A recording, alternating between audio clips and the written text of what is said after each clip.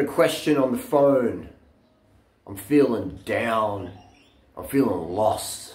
I don't know what to do. It's the question on the phone here on Instagram. So someone's written me. They're feeling down, they're feeling lost. They don't know what to do. Durianrider, please help me. Oh, what does that say? What does that say? Seriously. Like, if you live in the Western system, you're on Instagram asking for someone for advice. I'm lost. I don't know what to do. You got it fucking pretty good, eh? You got it really good. This is going to be a tough love, straight up honest video. You got it so fucking good. You know, you got it so good, man. And I do.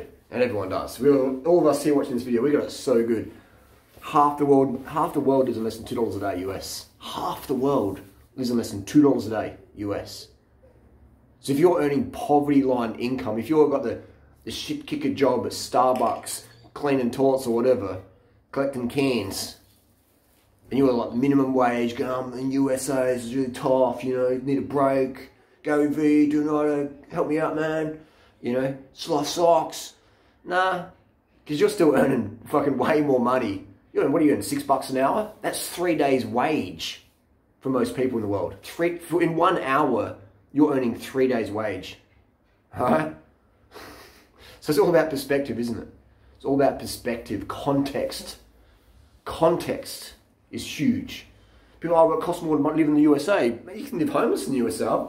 I've lived homeless in the USA before. I saw a bike pack cycle toured from Seattle down to LA. It's fucking awesome, mate. You know what I mean? You just live on the bike, ride around. I've got a bike. If you haven't got a bike, man, you got problems. You know, so if you can ride a bike, get a bike. So this person's feeling lost. That's a really, really common emotional feel if we're focusing on ourselves. Life's hard for me. This is really tough. Someone did this to me, blah, blah. And hey, we all go through that. Yeah, we all go through that. We all go through challenges in life. Someone happened to you as a kid or an adult, or someone burned you or did this or that or blah, blah, blah, blah, blah. Well, it happens to everyone. It happens to me. It happens to you. It's going to happen again. It's just part of life. Whether or not we're going to dwell on that is another story, you know? It's another story. It's things happen in life, but if we dwell on them and we get obsessed about me versus what can I do to help the planet, a bigger purpose, a greater purpose, then that's instantly going to feel better. Because what we focus on is how we feel. Last 2 weeks ago, we had you know, some deaths in the family here. Schnitzel and Cece got hit by cars in 3 nights difference there. Just totally random. Hit by cars, dead. And beautiful little cats. And I shed a fair few tears. And every time I think about it, you know, you're expecting Schnitzel to walk through the door or Cece to cuddle up, and it feels sad. And so I could instantly feel that sadness again and again if I just keep focusing on that. Or I can go, okay, it's very unfortunate, you know, it is what it is, and focus on something else. Because the cats would want me feeling sad or whatever. Or maybe when my dad died in 2009, you know, it was a sad day for me as well. But it's like if I can dwell on that for the rest of my life, you know, hit the booze, hit the drugs and do all that shit and be a victim. Or I can be a champion and live in memory of the cats or your dad or your mum or whoever maybe isn't physically here right now. Alright, so there's so many ways to live life, and it's just a choice in the moment to live a life of, you know, blessed feelings, you know, blissful. Sounds all spiritual woo-woo, but it's solely true. It's just a choice in the moment, you know. I can sit on this, it's like YouTube videos. I can do a video about anything. I can do a video about all the fuckwits I've had in my life, all the social climbers, the narcs, and the total fucking the quack jobs out there. And I do some of those, do a video like that, just love me to steam or just to show people what someone's about or whatever. But I don't dwell on that longer than a few minutes every now and then. You know, thinking, well, what was I thinking, man? Giving that person my time, letting him into my life, giving him a shit. What was I thinking? You know? And so I look back at it with like, at the time, a lot of frustration, disappointment, a bit of sadness, but now it's just like, man, what was I thinking? I was in fucking la-la land, giving that person a chance. So you got to have some humour there. And if you have that unconditional humour in life, that's a really fucking strong way to live, man. And that's why I don't need or use any of these prescription meds that people get dished out by psychiatrists or doctors or psychologists or whatever. You know, the antidepressants, the mind control drugs. Like, you control this if you want to. If you don't, then don't. And then take a little pill, make someone else rich. You get the side effects. You get the negatives. And look at the side effects these drugs have. Look at them all. One of the most common side effects is weight gain, anxiety, depression, suicidal thoughts, lack of sex drive, and if you're a guy, a lip dick. And it's like, what guy in the world is going to feel better at himself doing this shit? It's fucked, man. So you've got to decide, am I going to be a man and control my own thoughts? Am I going to be a woman, a mature woman, and control my own thoughts? Immaturity and maturity, emotionally, the difference is, immature means you can't control your emotions. You're like, that's like me sometimes. Mature means you can control your emotions. You have more control. A very mature person is very mature. She's very mature. Emotionally very, very mature means control of thoughts and emotions. And so if you're lost, there's about, 7 billion people on the planet who are lost as well. Pretty much everybody's lost. Everybody's stuck in that status quo. Even the $2 a day people, they're like, I've got to get out of this, and I've got to have got to get a car and a house, and I've got to get some food, I've got to get some protein, I've got to get some meat. You've got people who aren't starving, and they live on $2 a day, and maybe they are really, really happy, they're really simple living, and then one day they hear, you need meat for protein. For your kids, you need meat, and you need milk. And so they earn the $2 a day, they're in that bliss, this is rice and a bit of fruit and a bit of greens and $2 a day. It's pretty basic combination. It's a piece of tin we got from a tsunami, and we've got a coconut tree nearby for some coconuts. And it's just how you decide it. Even my cough with this cat fur, that's a real test as well of my faith of positive attitude. I've had times where I've been struggling to breathe, in my own little house because of the pussycats. And I don't whinge about it. I'm just like, go outside or go for a ride or do something, change the state. Ask my wife if I need to. So, but when it comes to thoughts, so you got this person, $2 a day, living basic, and then they hear, you need protein, you need meat. And now all of a sudden, their brain's like, shit, status quo. The status quo alarm bells is like, I've got to worship the God of public opinion, I've got to provide my family meat. And this is happening in Africa, in Asia, India, all around the world. People are like, I need meat, I need milk, I need protein. And the more educated they get by the status quo, the more depression they have, because they're like, well, I don't have this, I don't have a gold watch, I don't have a car, I don't have the latest car, I don't have the latest Ferrari, and I don't have the latest bling carbon bike, and all, So it's just on and on and on and on and on. It's just the whole system, the whole economy is about getting people chased. That's why I don't bring out new models of bikes. I just have the bike, all right? I'm going to bring out a new bike every year, because that's just bullshit, man. This is good enough as it is. If we can get a better design maybe down the track, but I can't think of something better than this for a gravel bike, maybe something with a bottom bracket specific chainstay, maybe, a mountain bike specifics rather. But we have this whole system about chasing it. So if you're lost in society, it's because you're stuck in that rut, the status quo, the NWO, whatever you want, conspiracy, whatever you want to talk about it. I just say it's just a corporation saying, bro, buy my shit you don't need, work in a job you hate to buy shit you don't need, to impress people you don't even really like. They don't give a fuck about you. Do it now. And so you're in that reality of just like, oh my God, who the fuck is this? Who's my friend? Who even gives a fuck about me? Blah, blah, blah. Give a fuck about yourself. And the more you care about yourself, the more you'll attract like-minded people. And you'll attract some toxic fucks as well, but that's just part of life. That's the first world problem right there. And so then you have this person who's like, I need meat, I need protein, and then now they need $3 a day. So now they've got to, get more in the grind. And that's just the world. So you can stay in that little status quo bubble, or you can go, hang on, how much do I really need to live?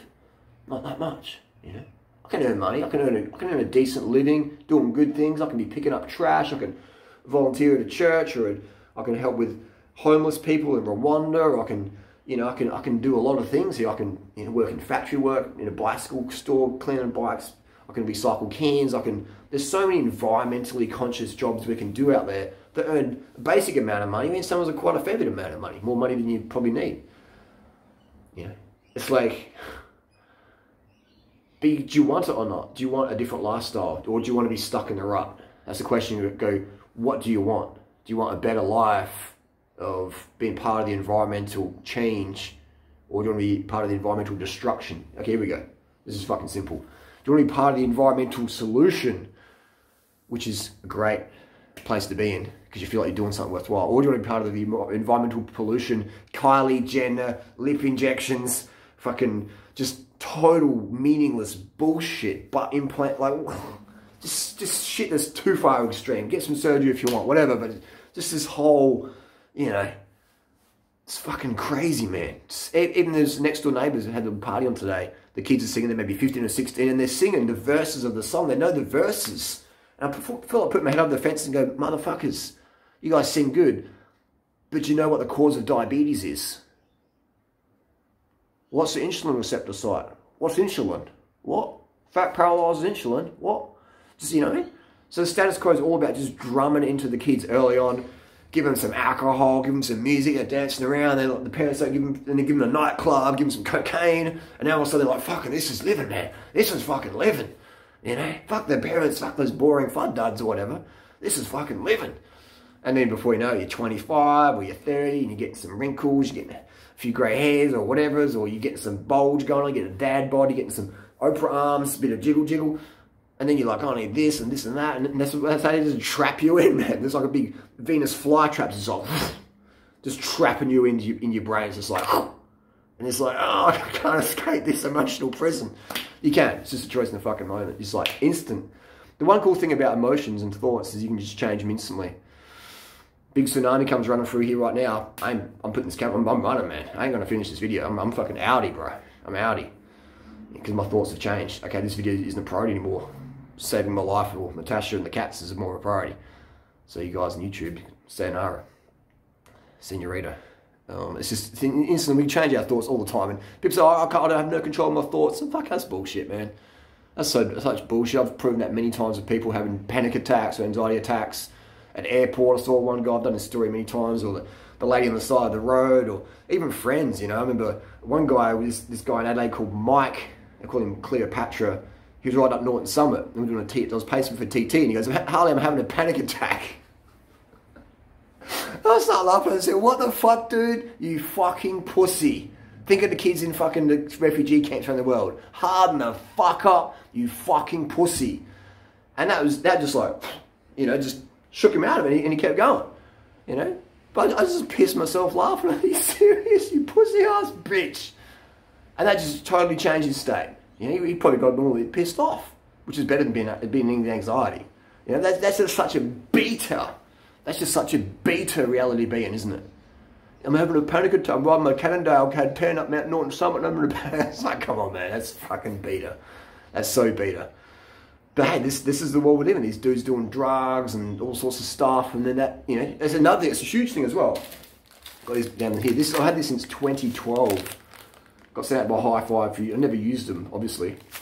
It's called Sports Fuel. It's got a fair bit of caffeine in there. I'll have it one day. I haven't had it. It's been there for maybe 7 years. It's probably fully carcinogenic now. And this one's called Moderate Caffeine. And this one's called High Caffeine. It's called the Extreme. So I'm a pretty caffeine sensitive person. I very rarely use it because I understand it is a drug. Caffeine's a drug. It's a neurotoxin. Look it up. It's not a nutrient. Sugar's a nutrient. People say sugar's a drug. No, sugar's a fucking nutrient. Glucose is a nutrient. Fructose is a nutrient. Caffeine, cocaine, Ritalin, all these things, they're drugs. They're drugs. And so, yeah, I don't find I do really good on these things. You know, so I have them very, very rarely. And because the next day, you're feeling more like a little bit depressed, a little bit bitchy or whiny or anxious or whatever. And I don't feel like feeling that at all. So I understand that if I do consume a caffeine or something like that, the next day it's probably a little bit, you know, a bit more melancholy. I understand that, and I roll with it. But a lot of people don't understand that. They're taking these drugs, these caffeines or whatever, even party drugs, and they're not understanding these things are doing damage to them, especially if they do them late nights and just not enough sleep and water, sugar, you know, and alcohol maybe, so there's blood pressure on the brain, and, you know, it's just crazy stuff. So they're damaging their brain, and the serotonin uptake, you know, modulation and all the dopamine and stuff like that, they're damaging it. And they're not understanding why. Then they go to get depression, they go see a doc, and then they get these drugs, and it's just like, man, like the brain chemistry is getting all fried from the drugs they're putting into their body. So the number one thing I tell people is get off all drugs. You know, whether you're on caffeine or Ritalin or Adderall or cocaine or what, just get off everything. Alcohol, just have anything and just crash down. All right? Crash down to your baseline. And then you know, go out in the side, get some sunshine, smash in the sugar, smash in the fruit, smash in the white rice for dinner, soy sauce, veggies, go to bed early, get up with the birds, get the full body naked sun, and just go from baseline up, just purifying the body, you know, and in a way that you get enough calories, so not a fucking space cadet going further downhill. We see that all the time in the raw food world or whatever. See people doing juice fasts or dry fasts or like watermelon island, and they go into the spiritual la woo-woo, which it is schizophrenia land, and that's a really bad place to be. You know, so you don't want to go there. You want to go baseline. You don't want to go further down the fucking hill, you know, and get up in a lockdown facility, which I see every few months. There's someone in the vegan scene or the raw food scene or the keto scene or the paleo scene that I know personally ends up locked up. Some of them I never ever hear from them again. So I'm not sure if they committed suicide or they're permanently locked up or what. Some of them just go totally AWOL. I remember a guy in Thailand, he got busted for heroin and he got, you know, maybe a 10 or 15 year sentence. So he'd be in prison still now. And this is a guy who wrote to me via YouTube back in the day when he messaged on YouTube. He's like, Harley, what do I do? I said, bro, you're doing heroin in Thailand and you're dancing with fire, bro. You got to stop now. We're going to be in prison or whatever. And he didn't listen to that. Bang, in prison. Another guy hanged himself in Koh Phangan, Thailand, 2009. So, didn't listen to my advice. I don't know, I'm trying to listen to my advice as best as I can, because fucking shit works.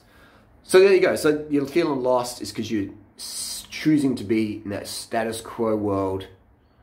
You're feeling down because you're comparing yourself to other people, or comparing yourself to where your parents want you to be, or maybe where you think you should be, but why do you even want to be there? You know, what does it even matter? If you've got abs or a hot girlfriend or a hot boyfriend or heaps of money in the bank, and all those things, sort of novel, it's sort of cool, it's good at times, but it doesn't make you happy. All right. Anything that makes you happy is your choice to be happy. The happiness is just a choice. Happiness isn't determined by money or health, or if you've got 2 arms or 2 legs, or a massive set of knockers, or a violent set of teeth, or small, whatever. It's not determined by that, because there's plenty of people who killed themselves who had amazing physiques or shit tons of money or a family that really loved them, and they still killed themselves. Robin Williams, a great example of that. Robin Williams, biggest failure in the comedy world, made everybody laugh except for themselves. He could walk into any nightclub, pull pretty much any chick because of his status, money, fame, and comedy. You know, he could walk around anywhere and get total praise all the fucking time. He could probably walk through a town and get like 1,000 selfies. Robin. So unlimited praise. He was addicted to prescription drugs and alcohol because he wouldn't carb the fuck up. That's primarily alcohol. You're not eating enough carbohydrates, so you go to the bottle, and your body starts to go, give me alcohol for carbs because we're getting them. That's a huge one, man. People go, no, it's not true. It fucking is true, man. I've never met an alcoholic in my life who eats enough carbohydrates during the day. Never met them. Cyclists, so many cyclists are booze hounds. And you see them, they're like low carbon here and blah, blah, blah, blah, blah. And then hitting the piss or fucking whiskey, the bourbon and coke and all that stuff. Vodkas, you know, just carbon up on the alcohol.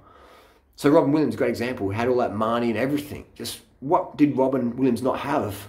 He had health. He had everything. But he didn't have a deep sense of purpose of why he's on the planet. To share, to make a difference. He was caught up in the money and the status quo and the dramas and all the bullshit. And that made him feel, you know, just like his life wasn't worth nothing. And then, you know, he just fucking killed himself. So don't tell me that, oh, if I just had that, I'd be happy. No. That's the biggest fucking lie ever. Because that's why all these people kill themselves, is because they think, oh, if I get that, you know, Robin Williams like, if I get the Oscar for comedy, I'll be happy. Oh, if I get the Oscar for being serious in a movie, I'll be happy. Or if I get like 5 Oscars or whatever, I'll be happy. If I make $200 million, I'll be happy. So this guy gets all these things. If I slam a different chick every single month, every single day for 6 months, then I'll be happy. Dude had it all. Still killed himself. All right? Happiness is just a choice in the moment. What makes me happy? Attitude of gratitude. Just being grateful I'm alive. Just being, you know, I get off on just helping people. You know, help making life a better place for the people around me. You know? That gives me a sense of purpose. I wake up in the morning, I'm just like, oh, fuck. This morning example, woke up, didn't really have much sleep, had a bit of cat allergy. Fuck it. Woke up, all right, today's, I've got a running race on every Saturday, do the park run Torrens. People want to see the vegan, they want to beat the vegan or see the vegan. That's my job. Boom, Sunday morning, it's autopilot. Get there normally late, not enough time for warm up, get off the bike, run, do the race, contribute. So if I'm contributing, then I'm grateful and I'm happy. If I'm contributing to a spider pulling it out of the house or feeding a cockroach or whatever, then I'm happy. And you don't want to be that cockroach in society getting trapped and eaten by the spider of the status quo. Just that web face, just get wrapped up. And today I helped a redback spider find a new home. It was caught in one of my bike tires. And I saw, oh, redback spider, picked it up, made a video about it, contributed to the people to show them spiders aren't so bad, don't kill them. But they're part of the system. And boom, put it over a new little house. And that felt good. People say, why would you kill the cockroach? Give the cockroach to the spider? I never step on a cockroach. I'd never ever step on a cockroach. But feeding a cockroach to a spider, we need more spiders, in my belief. Spiders eat the cockroaches, less pesticide in the cockroaches. People see a cockroach and they fucking spray shit. Generally, spiders are quite hidden out of view. People that spray, but cockroaches, they'll crawl everywhere. On your dishes, on your hands, on your face, blah. The cockroaches are fine. But if I see a cockroach, I feed it to a spider most of the time. Because the neighbours I live on are fucking chemical addicts. Spraying shit. So if there's cockroaches coming out of my house, then there's going to be more pesticides. So it's a bit of collateral damage there. Sorry, my roach friends. But I feel it's a great sense of contribution of just making the environment a little bit better. So, and yeah, this is the thing is people get so caught up in all these rules while they have to, all these rules before they can be happy. Let's use Robin Williams again. Great example. American passport, famous man, getting unlimited pussy, family who loved him, everything that most guys want. Still killed himself. He had so many rules before he could be happy, and he probably never was happy. That's why he's on the grog, forget the carbs to get some sustenance, and on the meds, prescription meds, party drugs, etc., to feel some sort of buzz. Imagine that. You got so many rules, what it takes to be happy. I've got one rule. I have to be alive. If I'm alive, I'm happy. You know? And it'll be varying levels of happiness. Maybe I'll be a little bit happy but pissed here and there, but happy in general. Or maybe I'll be like happy but a little like, oh come on, like a little bit, let's get something done, motivated, but happy in general. So I have fuck all rules what it takes me to be happy, and that's a huge one. The less rules you have, the more happy you'll be. And then people say, well, don't have any rules at all, just sit around smoking cigarettes, get fat. Yeah, but smoking cigarettes pollutes the fucking air, and you can get fat if you want to. But I like feeling lean. Certain body parts work better when you're lean. It just feels better. So I'd be, if I was happy, let's say I had to be 120 kilos, I just had some genetic issue, someone cast a spell on me, and I was 120 kilos. I was like, cool, I'll be happy with that. I'll be testing bikes and see if I can handle 120 kilos of blood. So it's just whatever, man, spin it to win it. And obviously there's going to be times where it's going to be challenging, like when little Schnitzel got killed the other week. I was crying. I was in the vet and picking him up and carried him home under my arm, and it was a teary day. And I was sad. I was like, man, I couldn't work out why that happened. I'm like, why? I mean, CC on the Friday night, Schnitzel on the Monday night. Why is this happening? What's going on here? Like, did someone kill him? Is it an accident? What's going on? This is totally random. Totally random. What's the lesson there? And I thought there's going to be some sort of lesson, and I don't know what really lesson is, but I think maybe the lesson could be that Schnitzel was such a loving, caring cat, always affectionate. That's when we loved that about him. And same with Cece. That's just life's short, so don't fuck around. Don't miss out, man. Doing what you want to do in life. Like, do it. Fuck your parents. Fuck your boyfriend or girlfriend or whatever. People are holding you back, and you know it's the right thing to do, then just do it, man. Just fucking do it. It's simple as that. If you feel lost, help the environment. Do I need to give you a list of how many things you can do to help the environment? That's what we're humans on the planet for, man. We're stewards of the fucking planet. We're stewards of the planet. And it's the most depressed people I've ever met are the ones who are the most environmentally toxic. They're smoking cigarettes, they're like flooring it in their car, they're like trying to V8, fucking cyclists. They're just like eating heaps of meat, fucking T-bone, keto, carnivore, fucking pills, fucking beer, blah. And they're so fucking depressed. They're like the most toxic for the environment. And they're just out of it, man. They're never fucking sober for 1 second of the day. It's like, fucking wake up, light up, blaze, pill, drink. Never fucking sober. Out of it, man. Just they're so depressed. They hate themselves so much. They hate sobriety. It's going to be higher constantly. And that's environmental toxicity. And then you'll have hippies like me who are like, man, I was looking at a spider book before online. I was just looking at spiders. Just like, fuck, these spiders are epic. You know, if you've got a love for nature, man, that's going to be the best drug ever. You never really feel depressed very long. And you'll never be able to dwell on depression because you'll be like, oh, the skies are so amazing. The jasmine flowers smell so good. The breeze on my face. You know, got the joy of movement. It's like, man, it's all about perspective. And I recommend carving up. Maybe listen to some Tony Robbins. Tony Robbins has got a great lot of content on YouTube. He's been a big inspiration of mine over the years. Listen to thousands of hours of Tony Robbins stuff on repetition. On repetition. I cycled across this